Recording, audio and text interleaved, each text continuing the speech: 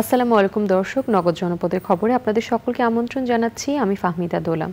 এখনকার এই সংবাদ আয়োজন একই সঙ্গে চ্যানেল আই এর ইউটিউব চ্যানেলে এবং চ্যানেল আই এর ওটিটি প্ল্যাটফর্ম আই স্ক্রিনে লাইভ স্ট্রিম হচ্ছে। নির্বাচন পরবর্তী সহিংসতায় প্রতিপক্ষের গুলিতে নিহত কলেজ ছাত্র অসিকর হত্যার প্রতিবাদ ও খুনিদের গ্রেপ্তারের দাবিতে গোপালগঞ্জের চন্দ্র দিঘলিয়ায় ঢাকা খুলনা মহাসড়ক অবরোধ করেছে গ্রামবাসী। মঙ্গলবার রাত 7:30টার দিকে গোপালগঞ্জ সদর উপজেলার নির্বাচন পরবর্তী সহিংসতায় বিজয়ী চেয়ারম্যান কামরুজ্জামান ভূঁইয়া ও পরাজিত চেয়ারম্যান প্রার্থী BM লিয়াকত আলীর সমর্থকদের মধ্যে সংঘর্ষে গুলিবিদ্ধ হয়ে কলেজ ছাত্র অসিকুর রহমান ভূঁইয়া মারা যান। এ সময় কমপক্ষে আরও 3 জন আহত হন। প্রচারে সরগরম পটুয়াখালীর বাউফল উপজেলা পরিষদ নির্বাচন। আচরণবিধি মেনে চলছে মাইকিং, গণসংযোগ। প্রার্থী ও ভোটাররা চাচ্ছেন প্রভাবমুক্ত নির্বাচন। এনায়েতুর রহমানের রিপোর্ট। শিক্ষা ও অভ্যন্তরীণ যোগাযোগ ব্যবস্থায় এগিয়ে একসময়ের চন্দ্রদ্বীপ রাজ্যের রাজধানী বাকলার অবস্থান ছিল বাউফলে।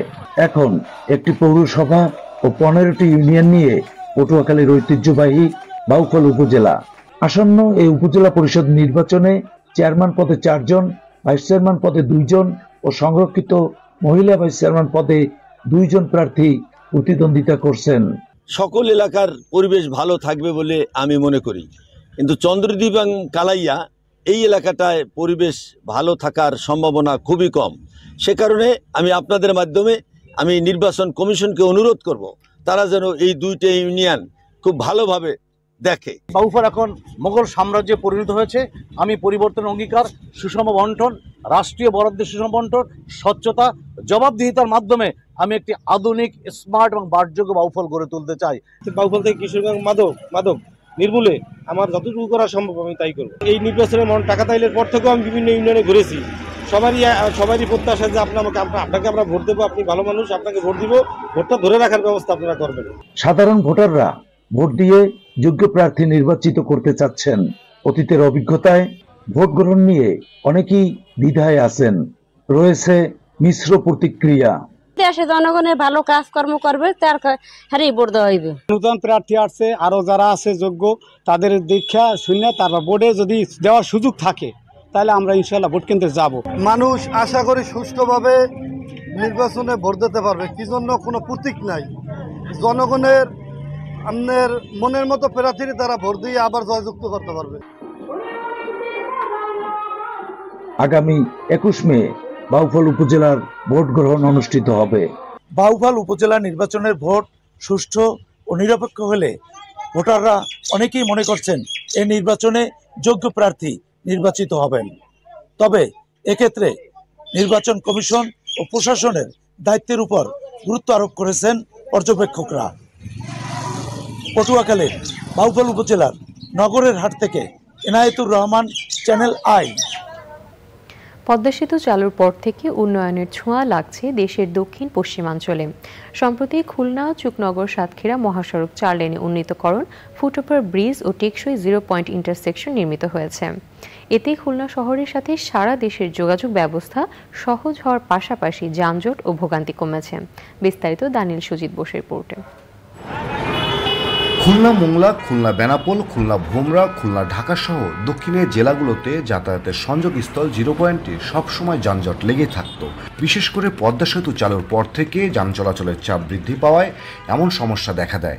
সমস্যার সমাধানে খুলনা চুকনগর সাতক্ষীরা জাতীয় মহাসড়কের খুলনা শহর অংশ 4 লেনে উন্নীতকরণ, খুলনা বিশ্ববিদ্যালয়ের মূল ফটকের সামনে ফুটওভার ব্রিজ নির্মাণ, 0 পয়েন্ট ইন্টারসেকশন উদ্বোধন হয়। মানুষ অল্প সময়ের মধ্যে যেতে পারবে, সেই বিবেচনায় এই প্রকল্প ফুটওভার ব্রিজ এবং 0 পয়েন্ট ইন্টারসেকশন 3টে মিলে যে কাজটা আমরা শেষ করলাম, এটা আগামীতে এই শহরটাকে ফাংশনাল করার ক্ষেত্রে গুরুত্বপূর্ণ ভূমিকা রাখবে। মানুষ সহজে এক জায়গা থেকে যেতে পারবে এবং মানুষের যাতায়াতের সময় অনেক সাশ্রয় হবে। সেই বিবেচনায় এটা অনেক কার্যকরী একটা প্রকল্প ছিল প্রত্যেকটাই, এবং নিরাপদ এবং দ্রুত যাতায়াতের ক্ষেত্রে গুরুত্বপূর্ণ ভূমিকা রাখবে।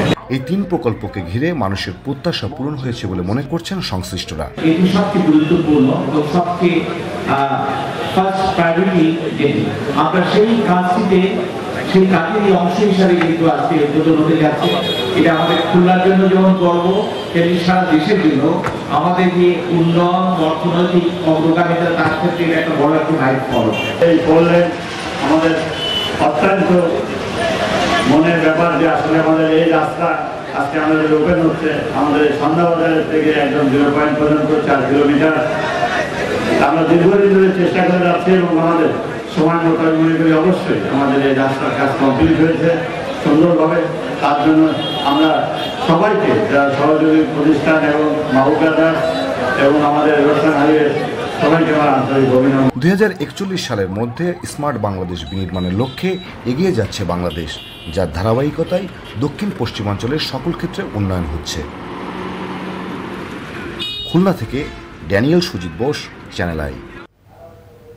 এবারে প্রতিনিধিদের পাঠানো তথ্য ও ভিডিও চিত্র নিয়ে সাদিয়া ওমরের রিপোর্ট।